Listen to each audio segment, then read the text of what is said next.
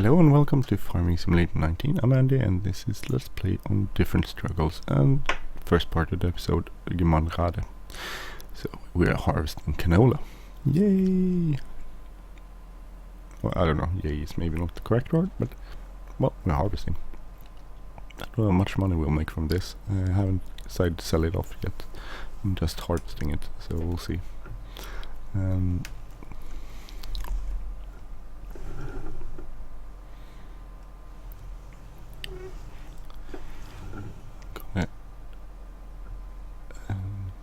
This is interesting. I mean, this is cool.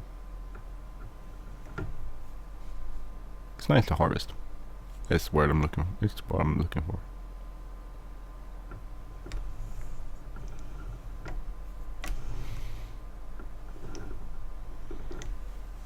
So let's hire that worker. What else am I going to do? I'm going to actually move.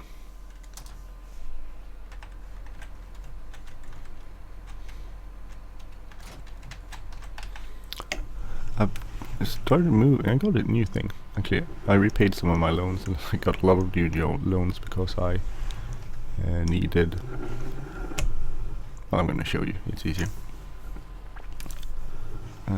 So our slurry pit, our default slurry pit is nice, but it's not set up to use the new manure system from Webster. So what I did was that I actually invested in a slurry lagoon, which has a lot bigger capacity than the one here in the game. It's good.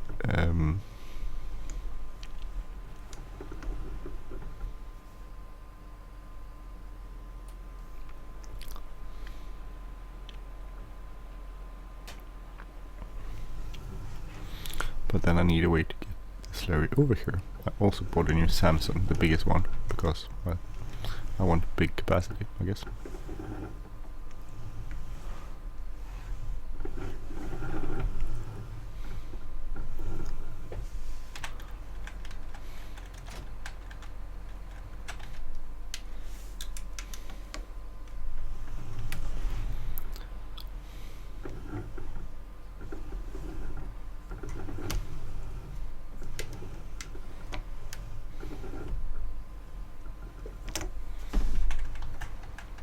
Hook this up.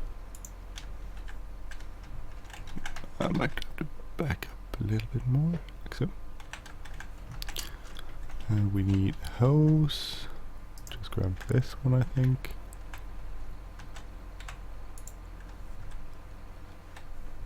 Okay, good. So now we need to bring some slurry over here. So I have a slurry pit there, and I also have a place for another slurry pit over there if we need the capacity sometime in the future. The only issue is I have to move the slurry from this pit over here to this pit over there, which is a bit of a hassle, but it's doable. It also means I have to use the stuff. So I bought one of these. It has a capacity of 55,000 liters, so that's pretty awesome. You get like 200 liters of slurry each day, so does it take a few trips, so back and forth to do this.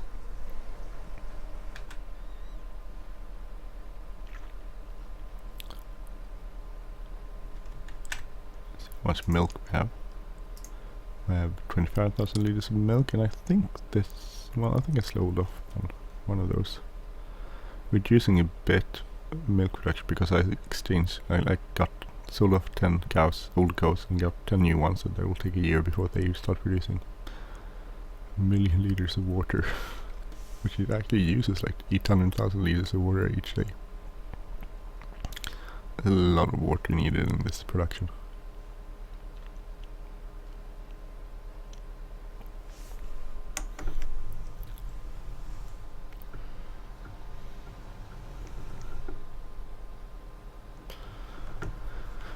Let's go over here.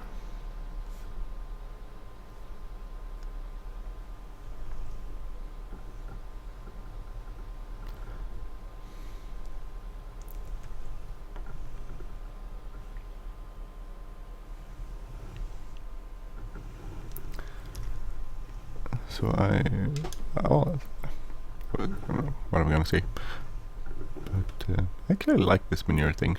I didn't think I would think it was funny. Oh dear, I did that badly.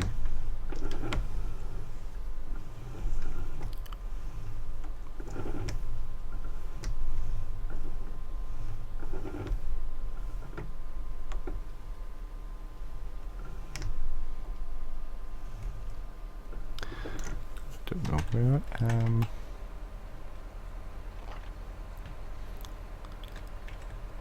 Okay, so we need to back up a little bit more.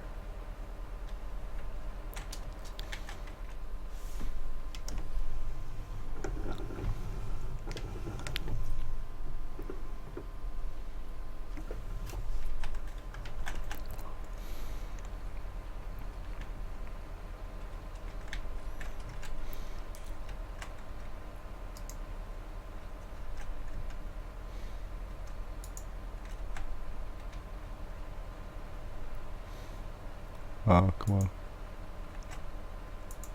So, okay. So what you do is you go in here, and then you need to make sure it's from, in this case, right to left, which is this. So you press Z, so right to left, and then you press R. No, I have to open everything. Sorry. So you can't open this one because it's already open, but you can open this one. You need to open this one. You need to open this one. Oh, actually, that was open already. Press R. So you see the increase in RPM, the video is turning, and the pump is going up. It's filling it up. And we have a cool 1,000,000 liters. Over 1,000,000 liters of slurry in here. That's a lot of slurry. In the meanwhile, we go check on our combine, which is here.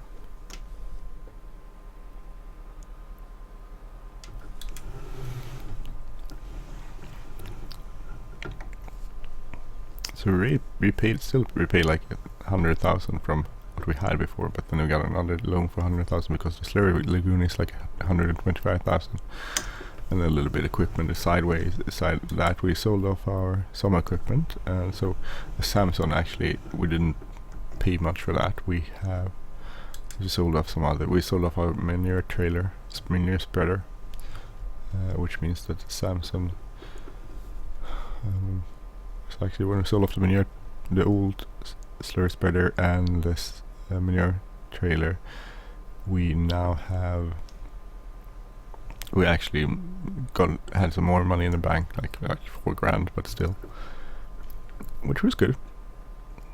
And now we have the biggest Samsung. We have a gigantic slurry lagoon, and we have the capacity to save a lot of slurry. So. It's cool, way cool, nice. It's going quite well, this farm. Even though I have a ton of money of loans, the loan doesn't cost that much. And we have a steady income, quite a bit of an income from our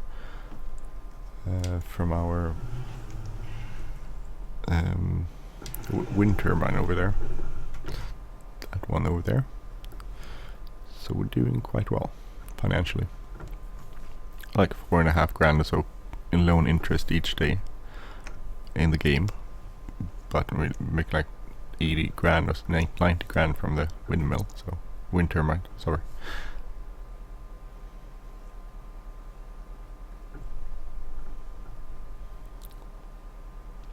When we get a good price for canola, we'll go sell this lot.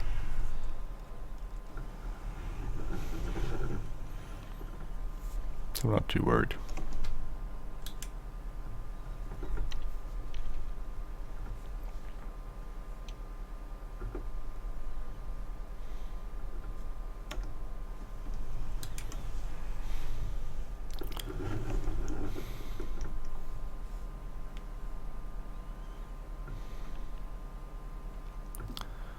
Interesting, when we go on spreads and slurry. I'm looking forward to trying that out.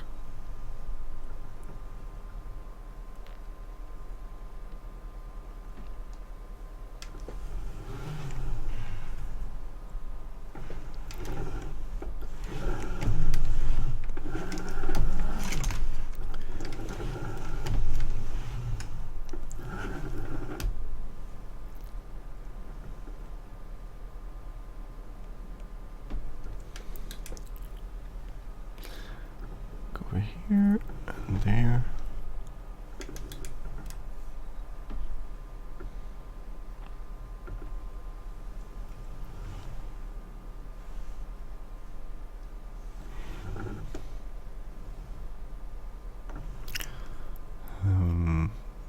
So, currently when I'm recording this, by the time you see it, it's probably over, but when I'm recording it, there are some issues in Europe that people think that the Swedish government isn't taking enough precautions when it comes to coronavirus. We're probably close to school by the time this airs, but when I'm recording it, we haven't. So, and that's interesting because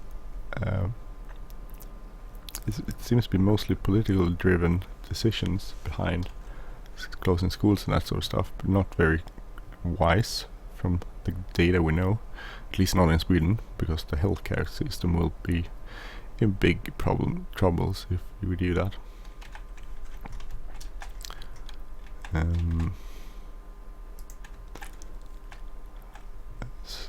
So they don't want to close down the system.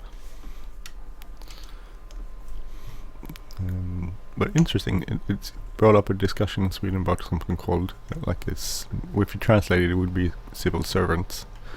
And we have a tradition in Sweden that goes back to the 1600s, mid 1600s, a man called Axel Oxenstierna, who was, well, you would, in today's terminology, you would translate it into the prime minister, basically, but it wasn't called that in those days.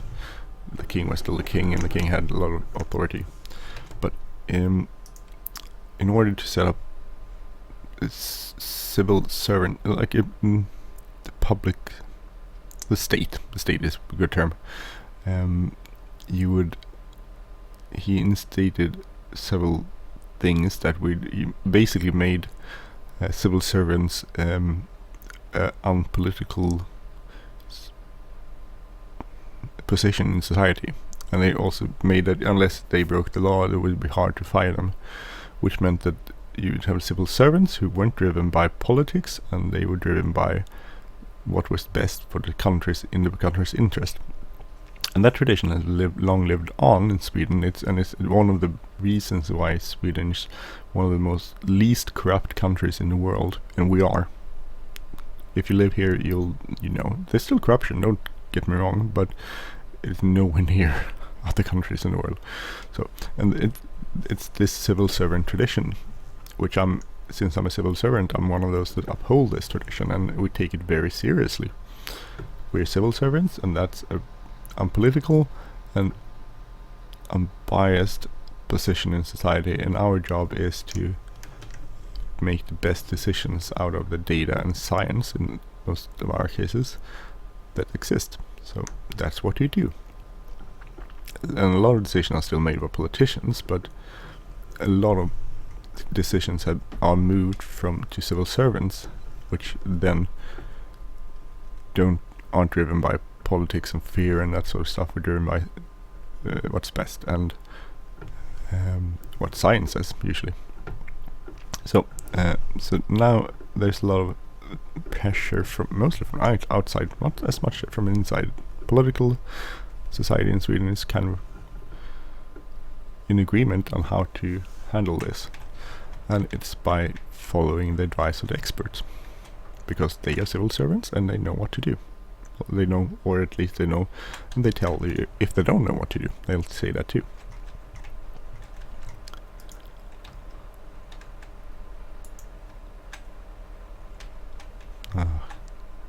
Hoses aren't a little bit figgly.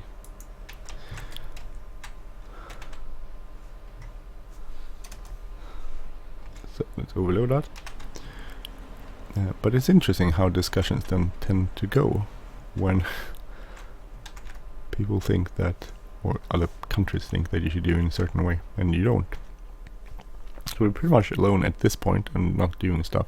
We do a lot of stuff, don't get me wrong, and we will probably close the schools, but we'll close it when we need to. The problem with closing schools is that overnight there will be 115,000 health workers missing overnight. So from one day to another we'll have a tremendously reduced amount of people in healthcare, and we need people in healthcare with the coronavirus. Don't we do that? Just the amount of doctors is tremendous that will be missing, because they will have to take care of the kids, because you can't use the elderly, because then they get the TCs. Get the point? So so the government don't want to close schools, because then everything will go, and just 115,000 healthcare workers. If you add policemen, firemen, if you add sanitation workers, if you add the people that handle the electricity, if you had it's a massive problem in society if you close the schools, because then you have nowhere to place the kids and they have to be home, and then there's a large number of kids that need someone supervising them. So we are having a lot of issues here with that. And first, the politicians had a lot of backlash because they didn't want to close the schools, but now even the media kind of got the problem, so they are actually conveying the same problems to people. As if you do this is the consequence, and that's why we want to put it off as long as humanly possible. So I'm sort of still in, well, it's not a quarantine, because we don't have a quarantine here. The authorities have asked those people that can work at home and whose employers can let them work at home should work at home, and especially in the region. I live in the capital area of Sweden, which is Stockholm, and especially in this area there's, since the spread is more urgent here, this is where we are encouraged to work at home. So, and I have a work where I just need my phone and my computer, so I'm working home. I also have two kids that are sick, so I need to stay at home with them. I could just go to sick leave for the kids, but we need the money. Seriously. So I'm actually, during the daytime, I'm recording this in the morning. During the day, I'm